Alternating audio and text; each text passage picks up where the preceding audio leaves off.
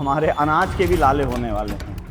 जो कृषि विद्यापीठ है, इन लोगों ने ये गलत प्रथा शुरू करवाई है, क्योंकि खाने पीने की चीज़ें तो हमारे सेहत पे वो डिपेंड होती हैं। जो जलाऊ लकड़ी, उसके बदले में ये यूज़ हो रहा है। जो सरकार है वो ये अपील कर रही है कि आप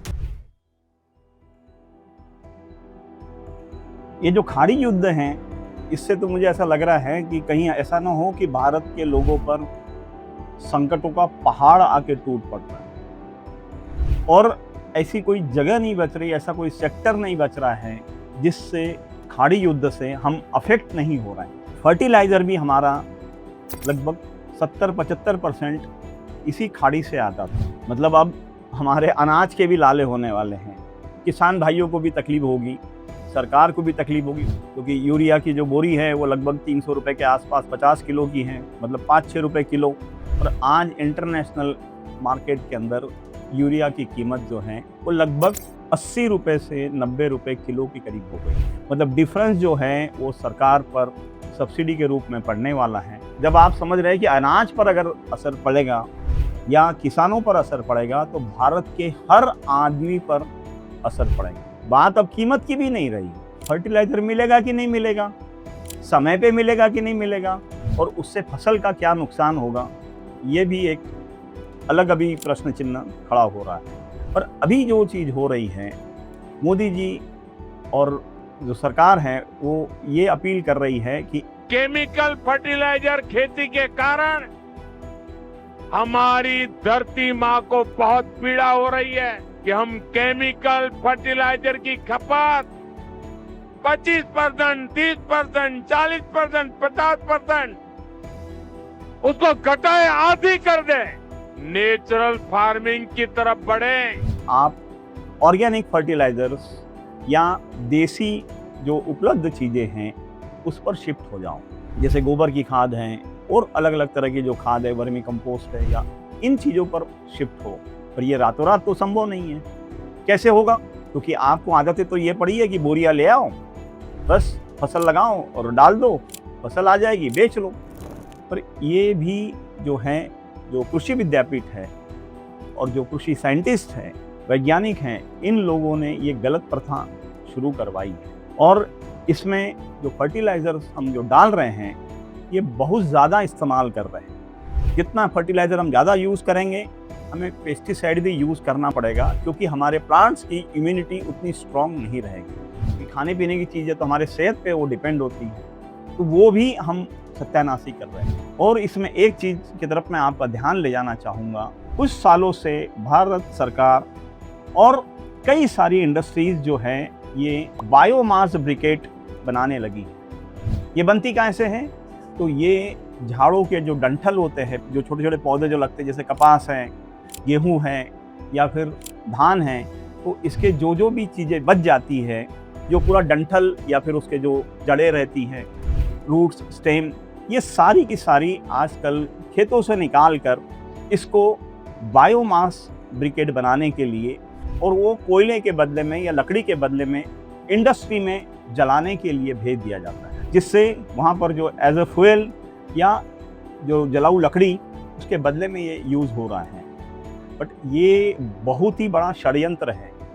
ये भारत की इकोनॉमी को बहुत बड़ी चोट पहुँचा रहा है, और सिर्फ इकोनॉमी को ही नहीं, ये भारत की एनवायरमेंटल पूरा चेंज खड़ा कर दे रहा है।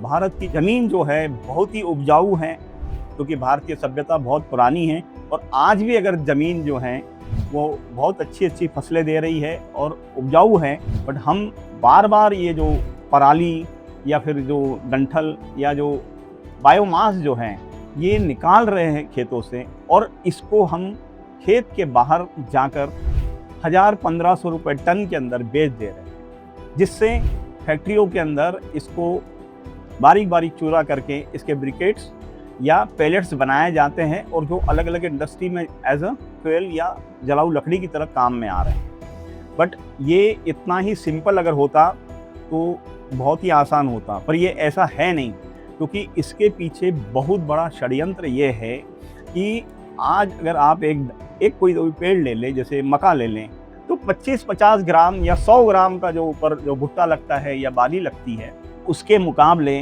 जो पूरा पौधा होता है और उसके पत्ते होते हैं या फिर उसकी जो जड़ें होती हैं, इसका वजन लगभग 20 गुना होता है। और 20 गुना जो वो पेड़ पौधा बनता है, वो सारा की सारा जो फर्टिलाइज़र आप दे रहे हैं, जो ज़मीन के अंदर से जो न्यूट्रिएंट्स पेड़ शोषित कर रहा है, और वही उसी से वो पूरा के पूरा पौधा बनता है। तो अगर हम वो पौधा फसल निकालने के बाद में जो बच जाता है, वो भी उतना ही कीमती है, क्योंकि उसमें आपके ज़मीन की सारी उर्वरक क्षमता वो उसमें है, क्योंकि ज़मीन से ही उसने सब चीज़ें शोषित करके, सारे न्यूट्रिएंट शोषित करके ही वो पौधा बना है। पर आपने वो भी बेचना शुरू कर दिया है। ये तो ऐसा हो गया है कि पहले हमने मुर्गी खरीदी थी सिर्फ अंडे के लिए, पर अब हम अंडे तो बेच ही रहे हैं और मुर्गी भी बेच रहे हैं। मतलब आज ऐसा है कि जो फसल हम बेच रहे थे वो बेच दे, और जो पहले जो खेती होती थी तो सारा की सारा डंठल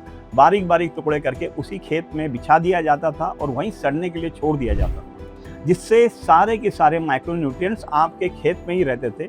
और फसल के लिए जो आपने जो भी उसके फल है या फूल है या जो भी चीज़ है उतनी निकाल ली, उससे पैसा आपने अर्थार्जन कर लिया और आगे बढ़ गए, और ज़मीन का ज़मीन को लौटा दिया, क्योंकि वो आपका था नहीं, वो ज़मीन का था।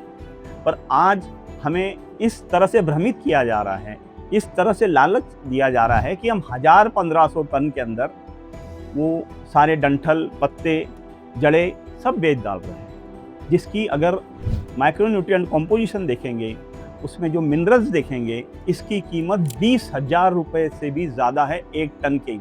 और वो अगर वहाँ से निकल जाएगी और आप उसको 1000-1500 रुपये टन के अंदर बेच डाल रहे हैं। अब क्या होगा कि अगली फसल जब लेनी होगी तो आपने सारी की सारी फसल निकलने के बाद का जितना भी था वो सब बेच दिया। अब अगली बार आपको ज़्यादा फर्टिलाइज़र यूज़ करना पड़ेगा, पहले से भी ज़्यादा, और ऐसा आपका क्रम बढ़ते ही जाएगा और आपकी ज़मीन कुछ ही सालों में बंजर हो जाएगी। तो ये फर्टिलाइज़र कंपनीज़ का या वैज्ञानिक लोगों का ये एक षड्यंत्र है कि आपको फिर से डिपेंडेंट और गुलाम बना लिया जाए, क्योंकि जब आपकी जो ज़मीन रहेगी, उस ज़मीन में अगर दम नहीं रहेगा, उसमें अगर वो उपजाऊ नहीं रहेगी, तो सिर्फ केमिकल्स के ऊपर काम करेगी और केमिकल्स आपको बाहर से खरीदने पड़ेंगे। आप पूरी तरह डिपेंडेंट हो जाएंगे, आपकी कृषि लागत जो है वो बढ़ती चली जाएगी और आप इसी तरह से इसी के फेर में अटकते रहेंगे। आपको पराली जो है वो बाहर बेचनी नहीं है, आपको अपने यहीं खेत में उसको सड़ाना है, अपने खेत से उसको बाहर जाने नहीं देना है, क्योंकि आप 1000-1500 रुपये के चक्कर में आप 20,000 का नुकसान करेंगे।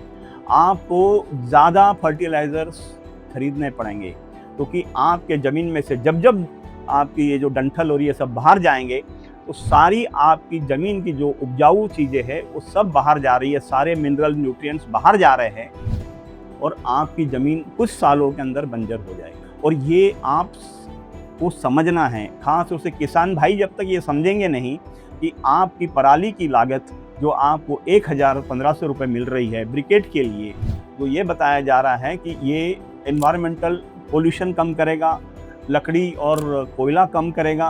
देखिए ऐसा है कि आपके खेत में तो जल नहीं रही है, वहाँ अगर जलाते हैं तो पोल्यूशन फैलता है बोले, और फिर वो कहीं कोयला बनकर या ब्रिकेट बन के जा रही है तो वहाँ क्या कर रही है, वहाँ भी जल रही है और वो पोल्यूशन चलता है। वहाँ कार्बन डाइऑक्साइड नहीं निकलेगा, वहाँ ऑक्सीजन निकलेगी और आपके खेत में कार्बन डाइऑक्साइड। ये दोहरा मापदंड नहीं है, ये आपको भ्रमित करने का तरीका है। इसको आप बेचना बंद करें, तभी जाके आपकी कृषि सफल होगी और आप समृद्ध होंगे। अगर आप ये चीज़ें नहीं छोड़ेंगे, आपको आपका फर्टिलाइज़र और ज़्यादा से ज़्यादा खरीदना पड़ेगा और आप फिर बोलेंगे कि कृषि जो है या किसानी जो है ये पूरा नहीं रही। समझदार बनिए और पराली अपने खेत के अंदर ही सड़ाइए, जलाइए या जो करना है वहीं करिए, खेत से बाहर पराली नहीं जानी चाहिए।